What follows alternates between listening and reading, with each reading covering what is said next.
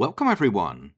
Of all the Fischer games I've covered so far, this is both the sharpest and the shortest one yet. And the funny thing is, quite quickly it seems Fischer is under attack. It looks like he's the one in trouble, but already then he was completely winning. Let's get this started. This is from the 1966 Olympiad and he played Jacek Bednarski. Fischer had white and opened with e4, c5, the Sicilian defense, knight f3, d6, d4, so we get some kind of open Sicilian, and after knight to f6 and knight to c3, we got the Najdorf variation after a6, and Fischer played one of his favorite moves in the Sicilian, bishop to c4, eyeing up e6 and f7, and those squares will be relevant very soon as you'll see. e6 blunts the bishop for now.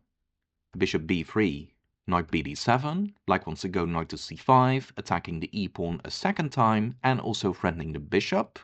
But I did say Fischer was targeting e6 and f7, and so with f4, Fischer sticks to his plan and plans to go f5 and attack e6 again.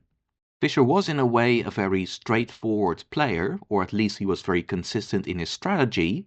But when black did play knight to c5, you begin to wonder whether this really works for white.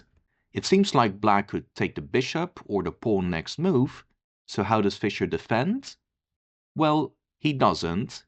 f5 came anyway, but of course black could take the e-pawn if he wants. Now this wasn't played, but probably black's best is to take off the bishop, relieving some of the pressure on black's pawns. Objectively speaking, black is fine after bishop e7, queen f3 and castles, although after white castles, white can still play aggressively with g2, g4, but again, even then black should be fine. Going back to the game, black decided to quote-unquote call white's bluff and did take on e4. It actually doesn't seem that unreasonable at first. It wins a pawn and queen h4 check may also be coming. But Fischer of course doesn't simply give away pawns, he had this worked out. F takes e6 was next, and that's a very precise move order. To understand why he had to play this, let's quickly see what would happen if he'd gone knight takes e4 first and then take on e6. Well, in that case, black goes for this check, and after g3 and knight takes g3, white would like to play knight to f3 attacking the queen, but that fails to queen e4 check, and white drops the rook. Going back to the game, by going f takes e6 first, white keeps the knight on c3, so the e4 square is still covered, and therefore black doesn't have queen e4 check if they would follow the same line now. Black shouldn't go for that line, but play bishop takes e6, stopping white from taking on f7. However, black went seriously wrong here and did go for queen h4 check. Now in all fairness, it does look a bit scary for white after g3 and again knight takes g3. The rook on a1 is hanging, which would be taken with check because of the queen, but simply looking scary isn't enough in chess. Chess is a concrete game, and if there is a defense, or better yet a refutation, then it doesn't matter how scary it looks.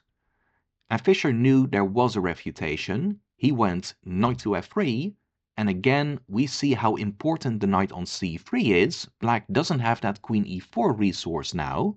The queen had to step aside, but already white now has a crushing initiative. Pawn takes f7 check was played, king to d8, rook g1 saving the rook. Black in turn saves his knight, but while black retreats, Fischer is going forwards. And it's not just black's king that's in danger. If black would go h6 to stop white's bishop from going to g5, then all of a sudden knight f4 traps the queen. Black tried to make the best of a bad position and took that dangerous pawn off, but Fischer added another attacker to the game with bishop check, king to e8, and here Fischer could keep things simple and go for this check, which will win the queen one way or another, but it seems like Fischer was having fun. Instead he played queen e2 check, just proceeding with his attack on the king. Bednarski now blocked with the bishop, probably relieved to also block out the bishop on b3, but black doesn't have a defense anymore. Knight f4 attacks the bishop again, which is now pinned to king and queen. King d7 steps out of one pin, but then castling queenside, setting up another deadly check, forking king and queen. It didn't go on much longer. Queen e8 avoided the fork, but then a trade on e6. Queen to e4 attacking the knight on f5, so g6. But after knight takes e6, after only 21 moves, Bednarski resigned. Why did he resign? If black would recapture on e6, then queen b7 check, forcing king to e8, and white could just take the rook with check, but also good enough is rook from g to e1, pinning and winning the queen, and even then mate is coming soon. Well, that's what it looks like when one side is clearly outclassed. Very convincing win by Fischer. If we briefly go back, already here on move 9 did black start to mess up. He took that pawn on e4, probably thinking he'd have enough counterplay by bringing the queen in. But as I said, chess is a concrete game. You shouldn't play something because it looks good, you have to calculate. Clearly Fischer was the one calculating properly. And only a few moves later, after he took on f7, it was very obvious who's actually the one attacking. And especially when Fischer brought all his pieces over, it was just all too easy. Again, great miniature actually by Fischer. Let me know in the comments if you have a favorite attacking game by Fischer. If you enjoyed this one, please simply like the video and do consider subscribing to the channel. Check in tomorrow for another great game. So I'll be seeing you guys again soon, and take care.